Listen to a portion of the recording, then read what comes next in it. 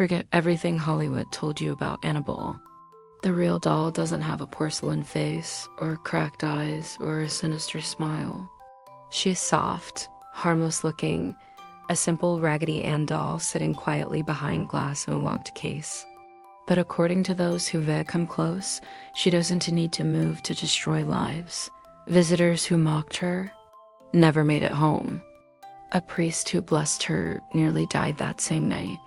And it all started long before the movies, with a gift, a mother's love, and a whisper that said, "Help us, welcome back to truth that haunts." Before we begin, I'm curious, where are you watching from and what time of day is it? I always find it fascinating how far these haunted stories travel across the world. Drop it in the comments, and let's see who's brave enough to stay until the end. Don't forget to like, subscribe, and share this video with someone who loves uncovering true horror stories, because tonight, we're not talking about fiction. We're talking about the real Annabelle and the haunting that never ended. Every great legend has a seed of truth, a single terrifying grain of reality from which a forest of nightmares grows. You've seen the movies, the grotesque porcelain monstrosity, the contorted face, the relentless, violent evil. That is fiction. A spectacle designed to make you jump in your seat, but the truth is far more insidious. It doesn't rely on a monstrous visage to haunt you. It prefers a disguise of innocence. The real Annabelle isn't a cracked doll with a sinister grin. She is a Raggedy Ann, a simple floppy-limbed doll with red yarn for hair, a triangle nose and wide unblinking eyes, a child's comfort object, a symbol of a mother's love. In 1970, a woman purchased this ordinary doll from a hobby store as a birthday gift for her daughter, Donna, a young nursing student who was moving into a new apartment with her roommate, Angie. It was meant to be a piece of home, a familiar face in an unfamiliar place. For a short while, that's exactly what it was. The doll sat on Donna's bed, a colorful, silent companion. But the silence, it seemed, was temporary. The first sign was a minor thing so easily dismissed. Donna would place the doll on her bed, propped against the pillows, only to return and find it sitting in a chair across the room. Its legs would be crossed, its arms would be folded in its lap, a subtle shift in posture. They joked about it. "Maybe Angie's playing a trick on you," Donna would say. Angie would deny it, and they'd laugh it off, attributing it to forgetfulness, the stress of their studies. After all, who would suspect a Raggedy Ann doll? But the movements became more pronounced, more impossible to ignore. Donna was certain she had left the doll on her bed before she and Angie left for the day. They would return to find it perched on the sofa, as if waiting for them. Or worse, they would find it standing on its own, a physical impossibility for the soft, cloth-limbed toy leaning against a leg of the kitchen table. The air in the room would grow cold. The playful jokes ceased, replaced by annoying primal unease. How was it moving? And more importantly, why? Then the messages began. The first note was discovered on a small, torn piece of parchment paper. The handwriting was crude, childlike. It contained just 2 words: "Help us." Donna and Angie were stunned. They were the only ones with a key to the apartment. They searched the place, their hearts hammering against their ribs, finding nothing. They tried to rationalize it. A prank? But by whom? The notes kept appearing. "Help Lou." Lou was Angie's soon-to-be fiancé, a young man with a kind, easygoing nature who was initially the most vocal skeptic of the strange occurrences. He dismissed the doll as a silly source of anxiety, that is, until he spent time alone with it. According to the accounts the women would later give, Lou began to notice something deeply unsettling about the doll's presence. He described a feeling of being watched, a palpable sense of dread that would settle over the room. He claimed the doll seemed to move, not just its position, but its expression. The stitched smile seemed to curl into something knowing, something malevolent. On one occasion, he swore he saw the doll's cloth hand slowly curl, forming a fist, before relaxing again. He told the women he was starting to believe them, that this was no longer a joke. This was something they couldn't understand. The final chilling message was the catalyst. It was another note, left in the same childish scrawl. This one didn't ask for help. It made a declaration. A simple, terrifying sentence that stripped away any last remnants of doubt and replaced them with pure, unadulterated fear. The note read, "I want to stay here." The doll was no longer a passive observer, a curious trickster. It had an intention, a will. It had claimed the apartment, and by extension, their lives as its own. The comfort was gone. The innocence was a lie. The mother's gift had become a prison warden, and the home was now its domain. The question was no longer if something was wrong with the doll, but what had taken root within its soft, stuffed body, and what exactly did it want with them? The messages were a violation, a breach of their private sanctuary. But what began as a silent, creeping intrusion was about to erupt into something overt, something physical. The entity within the doll, it seemed, was done with mere suggestions. It was ready to make its presence known in a way that could not be rationalized or ignored. It started with a new aggressive posture. Donna and Angie returned from a long day of classes, exhausted, the key turning in the lock with a familiar, comforting sound, but comfort died on the threshold. The apartment was ice cold. And there, in the center of the living room, was the Raggedy Ann doll. It was standing upright on the couch, not leaning, not propped, standing. Its stitched feet were flat on the cushion, its floppy body rigid, its black eyes fixed on the door, as if it had been waiting for them. The sight was a physical blow. A doll cannot stand. The logic of it was impossible, a stark contradiction to the physical world that sent a jolt of pure animal fear through them. They left it there, a silent sentinel in their living room, too terrified to even approach it. The next morning, the doll was back on Donna's bed, but it was not the same. There, on the pristine white chest of the Raggedy Ann, were small, dark, rust-colored stains. A few more dotted its cloth hands. It looked like blood. This was the final shred of plausible deniability crumbling to dust. There was no prankster, no forgotten memory that could explain this. This was a deliberate act of defilement, a grotesque mockery of the doll's innocent form. The atmosphere in the apartment became thick with a constant, low-grade terror. Every shadow felt watched. Every creak of the floorboards was a footstep. They were living in a cage with a predator they could not see. But the true focus of its malice, it became clear, was Lou. He had been the skeptic, the rational voice, and now he became the primary target. The entity seemed to take his disbelief as a personal challenge.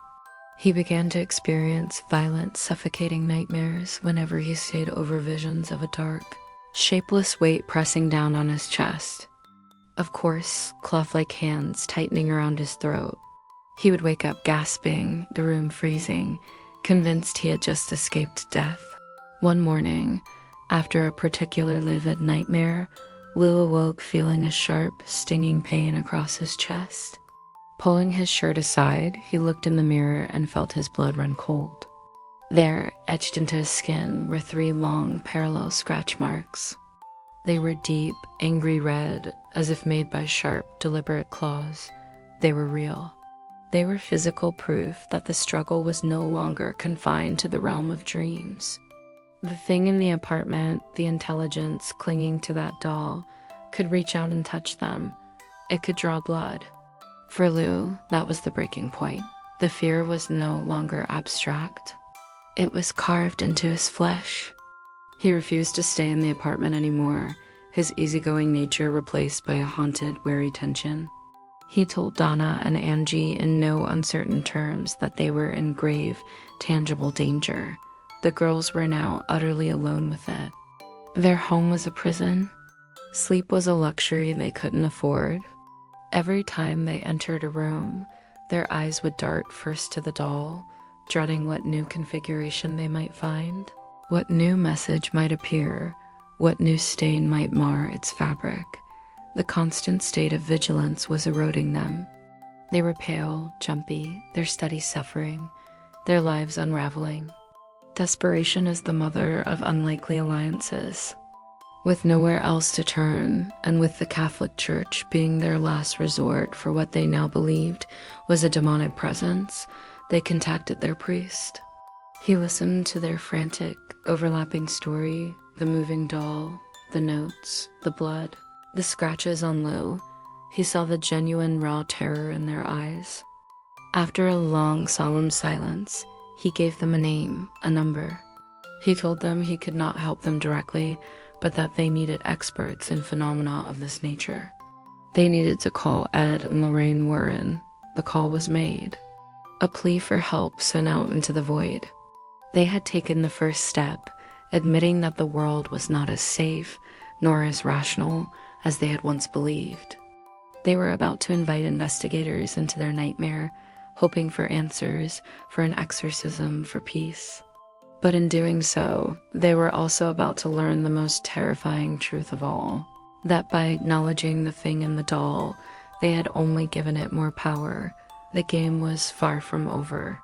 In fact, according to the Warrens, it was just beginning. The call for help was answered. Entering the tense, cold atmosphere of the apartment were two figures who had become synonymous with the paranormal. Ed and Lorraine Warren. He was a burly, no-nonsense former police officer. She, a quiet, perceptive clairvoyant with the alleged ability to perceive the spiritual realm. They were not ghost hunters. They were demonologists. And from the moment they crossed the threshold, according to their accounts, they knew this was no simple haunting. Lorraine Warren would later describe feeling an immediate, oppressive weight in the apartment. A chill that had nothing to do with the temperature.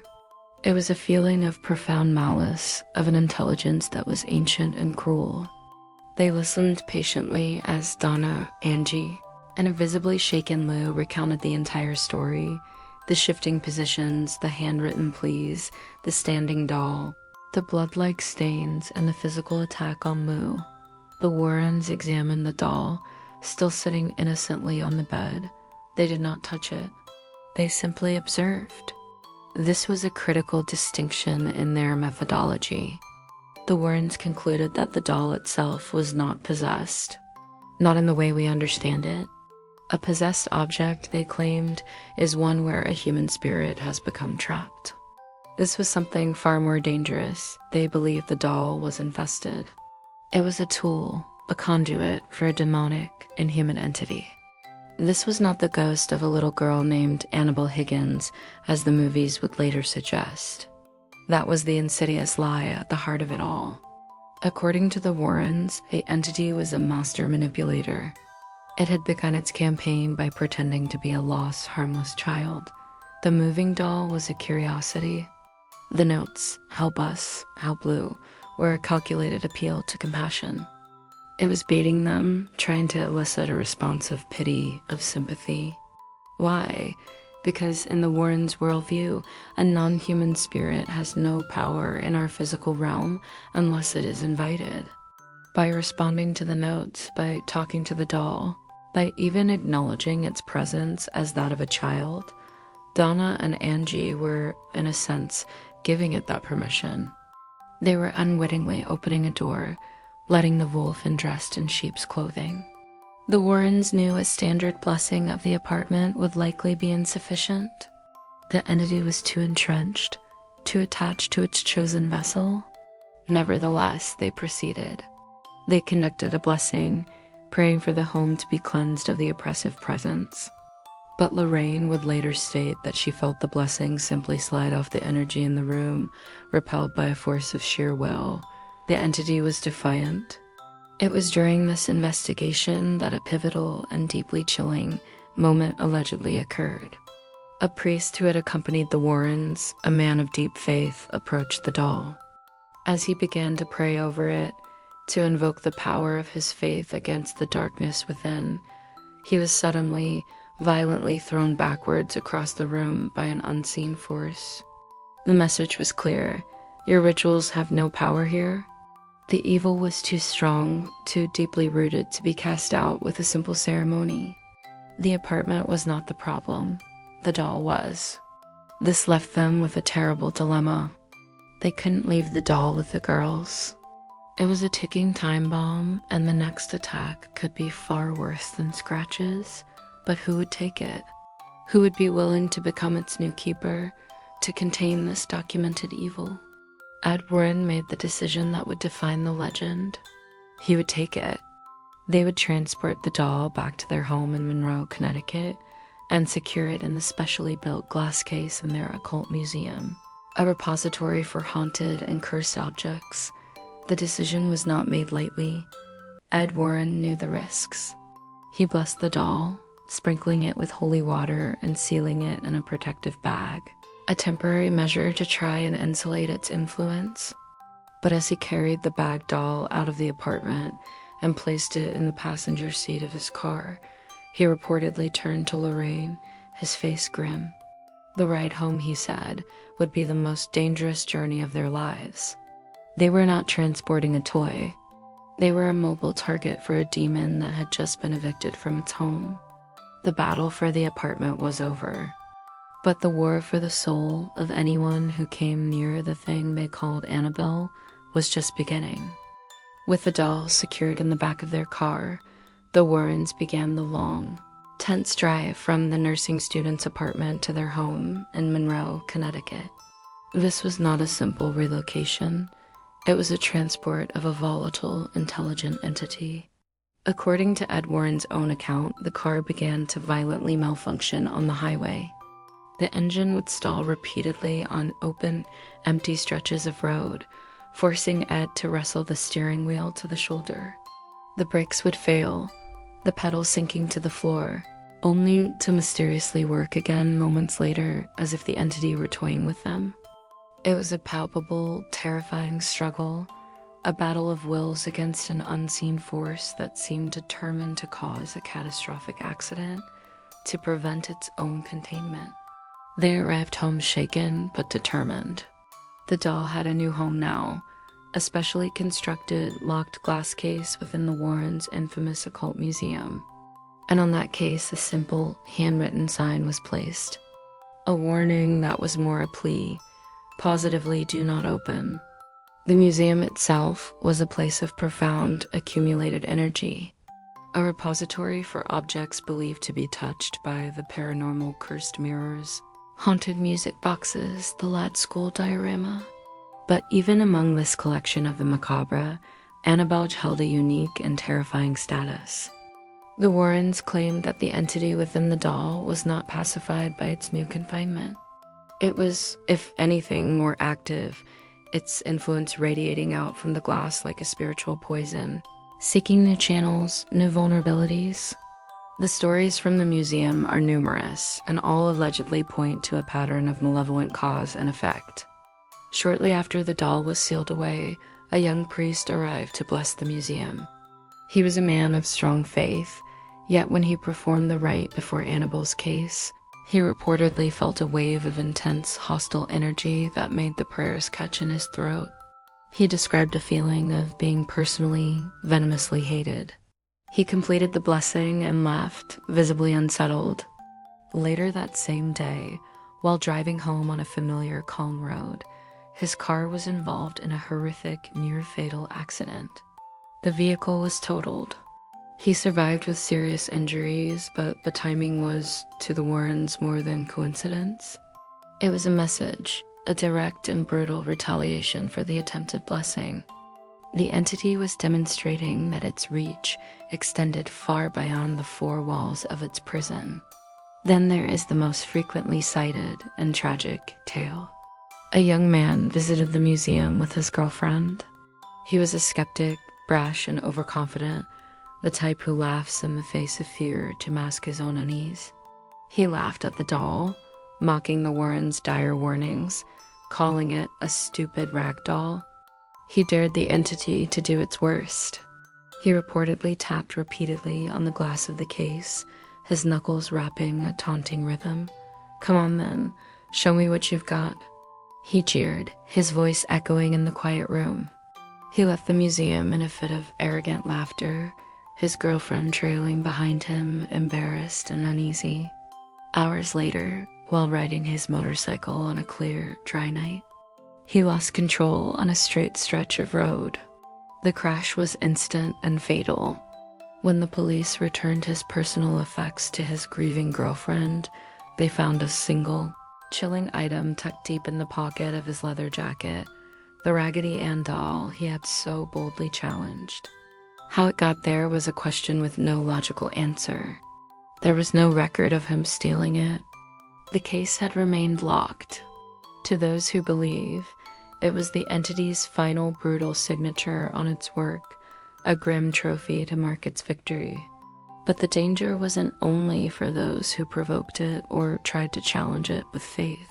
Ordinary visitors, simply walking through the museum on a public tour, reported sudden, unexplained physical and psychological sensations. A wave of nausea or a piercing headache would hit them the moment they approached Annabelle's case, symptoms that would vanish as soon as they moved away.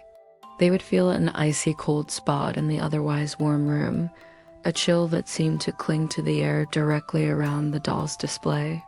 Some claimed to see fleeting shadows darting in the periphery of their vision near the case, or to hear the faint, maddening sound of rustling cloth, or a soft, slow scratching from within the sealed box, as if something were trying to claw its way out. Security footage from the museum, according to the Warrens, occasionally captured anomalous phenomenal lights flickering only in that one section, objects on nearby shelves shifting overnight, and on one alleged occasion, the doll itself appearing to have turned its head or moved an arm from its position inside its prison. Lorraine Warren was always the most vocal about the doll's true nature. In interviews, her voice would grow quiet and serious when the subject of Annabelle arose. She repeatedly stated that Annabelle was not a ghost, not a lost soul, but an inhuman spirit, a demon. And of all the dangerous artifacts they had collected over decades, the ones that had witnessed murder and summoned unspeakable things, she often pointed to that simple Raggedy Ann doll as one of the most dangerous, if not the most dangerous. It was the perfect disguise. Its appearance of innocence was its greatest weapon, disarming skepticism and inviting the compassion that it used as a foothold. It wasn't the most dramatic object in the museum, but it was, in her words, the most actively malevolent, the most patient, and the most deceptive. The glass case was not just a display, it was a quarantine. A desperate attempt to contain a contagion of the soul, a predator that was always waiting. Waiting for a momentary lapse, a flicker of doubt, a crack in the glass, or a single foolish hand to reach for the lock. It was, and perhaps still is, a patient hunter in a cage of its own, and the entire museum is its hunting ground. For decades, the prevailing public belief was that Annabelle was sealed away in perpetuity. First, within the hallowed and terrifying confines of the Warrens Occult Museum, and then after the museum's closure to the public in 2019, in a secure, undisclosed private location. The legend, for all intents and purposes, was considered contained a dark, closed chapter of paranormal history, its most infamous character locked in a proverbial attic. But the story has taken a new, and for many, and profoundly unsettling turn. Contrary to widespread assumption and internet rumor, the doll is not in hiding. It is, by verified accounts from its current custodians, on the move. The team now responsible for the Annabelle artifact, who continue the work of Ed and Lorraine Warren, have confirmed that the original Raggedy Ann doll is now a central figure in a traveling exhibit known as the Annabelle Experience. This is not a replica or a movie prop. According to factual reports from the tour organizers, museum curators who have hosted the exhibit, and first-hand witness testimonies. This is the very doll gifted to the nursing student, Donna, in 1970. This is the same object that was sealed inside the famous glass case for over 40 years. The entity that the Warrens classified as one of the most dangerous they had ever encountered. The decision to tour it is a deliberate one, aimed at allowing the public to come face to face with the artifact that sparked a global phenomenon, to witness the mundane reality behind the Hollywood fiction. The logistics of the tour are a testament to the seriousness with which the custodians treat the object. The doll is transported and displayed under what can only be described as extreme security protocols. It travels in a custom-built, climate-controlled crate, itself housed within a secured vehicle. At each tour stop, the doll is installed inside its new, fortified display case, a structure far more robust than the original, often described as a transparent vault. The case is then placed within a cordoned-off area under constant surveillance, both electronic and human. It is a level of security befitting a priceless royal jewel or a dangerous biological agent, not a simple cloth doll. Most notably, the practice instituted by the Warrens remains unbroken. The doll is always accompanied by a certified demonologist and a priest. These are not tour guides or actors. They are integral members of the security and spiritual detail. Their role, as it was for the Warrens, is to provide a constant buffer of spiritual protection, to monitor the environment for any perceived shifts in energy, and to be prepared to perform rites of cleansing should they be deemed necessary. The locked case, with its enduring, handwritten warning, "Positively do not open," is a permanent and chilling centerpiece, a silent sermon on the perceived danger it contains. Yet, even with these extensive and solemn precautions, the tour has generated its own dossier of eerie occurrences, creating a modern sequel to the classic tales. Visitors and venue staff alike have reported a consistent pattern of phenomena that directly echo the doll's past. Numerous attendees have documented sudden, inexplicable drops in temperature, a classic sign of paranormal activity localized directly around the display. A cold that seems to cling to the air despite the venue's heating system. Others report physical reactions, waves of nausea, piercing headaches that vanish upon leaving the exhibit hall, or bouts of intense, irrational anxiety that overwhelm them as they stand before the case. Technical malfunctions are among the most frequently reported anomalies. Personal cameras and phones, which function perfectly elsewhere in the venue, allegedly fail when pointed at the doll. Batteries drain from full charge to 0 in minutes. Camera lenses fog internally or refuse to autofocus, resulting in blurred, unusable images. Professional venue security cameras, however, have reportedly captured their own anomalies.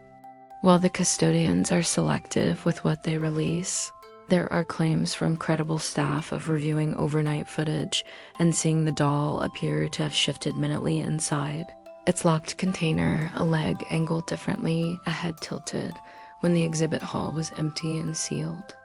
This new mobile chapter forces a sobering reevaluation of the Annabelle legend. The fear is no longer confined to a single stationary building in Connecticut. It is itinerant. It is unpredictable.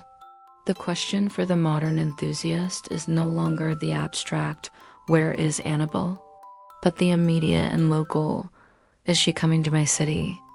For the communities the tour visits, the legend transforms from a distant campfire story into a temporary, tangible presence.